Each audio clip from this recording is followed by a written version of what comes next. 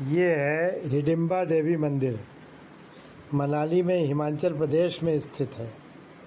यह एक प्राचीन गुफा मंदिर है जो हिडिंबी देवी या हिरमा देवी को समर्पित है, जिसका वर्णन महाभारत में भीम की पत्नी के रूप में मिलता है।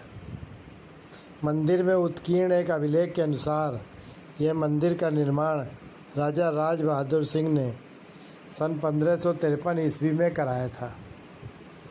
इस मंदिर की महिमा यह है कि जिसको कोई पुत्र नहीं, संतान की प्राप्ति नहीं होती है, लोग कहते हैं कि इस मंदिर में प्रार्थना करने से संतान की प्राप्ति हो जाती है। एक दूसरा और लोक कथा प्रचलित है कि जिसको अपना मनचाहा प्रेमी चाहिए वो इस मंदिर में आता है और इस मंदिर में प्रार्थना करने से उसको मनचाहा प्रेमी मिल जाता है।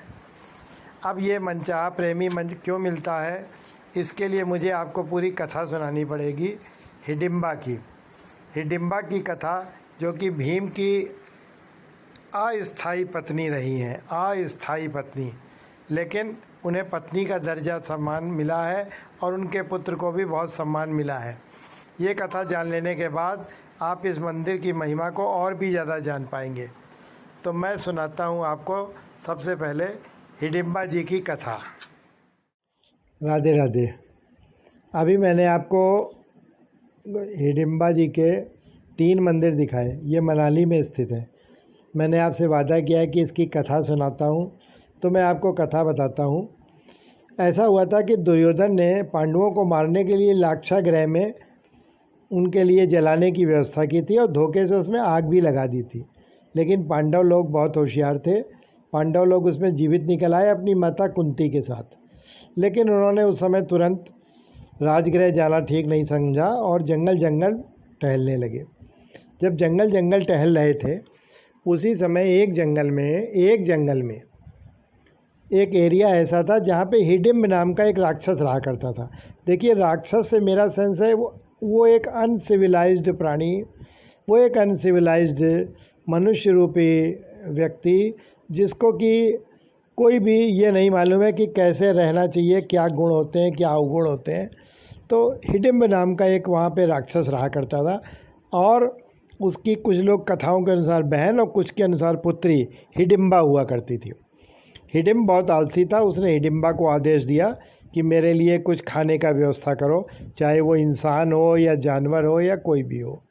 हिडिंबा उसकी आज्ञा मानती हुई गई और जंगल में उसने उन 5 राजकुमारों को लेटे हुए देखा। 4 राजकुमार और उनको जागते हुए भीम को देख के वो आकर्षित हो गई। क्योंकि वो बिल्कुल सरल हृदय की थी, उसने भीम से स्पष्ट रूप से कहा कि मैं आपकी सुंदरता पर मोहित हूँ और मैं आपके साथ शारीरिक संबंध बनाना चाहती हूँ। देखिए, स्पष्ट बात, पुराने ज़माने की बात है, तब कोई झूठ वाली बात नहीं थी। जो उसके मन में आया वो उसने कह दिया। इसमें हमें कोई आश्चर्य या हंसने जैसी बात नहीं है, ये बहुत सामान्य घटना है। भीम ने कहा कि देखो देवी, मैं जब तक कि अपनी माता की आज्ञा न, तुम्हें मालूम नहीं है हम लोग कौन हैं, जब तक मैं अपनी माता की आज्ञा न ले लूँ तुमसे इस बारे में मैं बात तक करना पसंद नहीं करूँगा। इसी बीच कुंती माता जाग गई, तो कुंती के चरणों में पड़ गई हिडिंबा और वही रिक्वेस्ट बार बार प्रार्थना कुंती जी से करने लगी कि माता, मैं आपके इस पुत्र पे बहुत मुग्ध हूँ और मैं इसके साथ शारीरिक संबंध ही नहीं बनाना चाहती। तो उन्होंने कहा हमारे यहाँ शारीरिक संबंध नहीं बनते हैं, हमारे यहाँ विवाह होता है। तो कहने लगी हमारा विवाह ही कर दीजिए। तब कुंती ने बताया कि हम लोग राजकुल से संबंध रखते हैं और ये एक राजकुमार हैं, तो इतना आसान नहीं है शादी करना।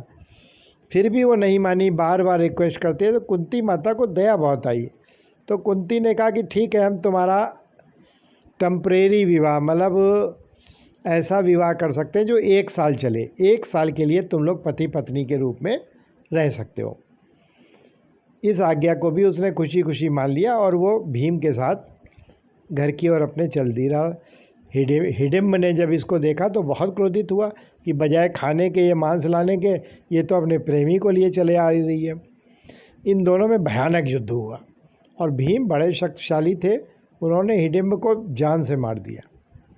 अब तो हिडिंबा और भीम का रास्ता साफ हो गया और वो दोनों पति पत्नी की तरह रहने लगे। कुंती ने कहा था कि देखो अपने बच्चे को अब जो है अच्छे संस्कार देना, राक्षसों वाले संस्कार मत देना। और भीम को भी कहा था कि इसको कुछ सिविलाइजेशन की बातें सिखाना, मतलब अच्छी बातें सिखाना। तो भीम ने उनको कुछ मानवीय गुणों से भरपूर चीज़ें सिखाई। और वो जब प्रेग्नेंट हुई और जब बच्चा पैदा हुआ तो वो बताते हैं बहुत शक्तिशाली था, और वो हर महीने अपने साइज से दुगना तिगुना होता चला जाता था, और वो गजब का शक्तिशाली हुआ। मालूम है उसका नाम क्या था? उसका नाम था घटोत्कच। आगे महाभारत में इसकी बहुत बड़ी कथा है। खैर मैं यहाँ ये कथा तो नहीं, मैं तो हिडिंबा की कथा सुना रहा हूँ। तो हिडिंबा के मंदिर में जाने से दो इच्छाएं ज़रूर पूरी होती। 1 साल के बाद उनकी फिर वो शादी पूरी हो गई और भीम उनको छोड़ के चले आए। लेकिन हिडिंबा ने एक तरह से पतिव्रत धर्म धारण कर लिया और उस पुत्र को वो प्यार से पालती रही और कहा कि जब भी ज़रूरत होगी मैं इस पुत्र को आपके लिए पेश करूँगी। तो खैर हिडिंबा जी बहुत महान थी और उन्होंने वास्तव में फिर अपने पुत्र को आगे पेश ही नहीं किया, बलिदान भी कर दिया अपने पुत्र का। देखिए बहुत बड़ी बात है अपने पति के लिए। तो हिडिंबा जी का मंदिर जो है ये मनाली में स्थित है।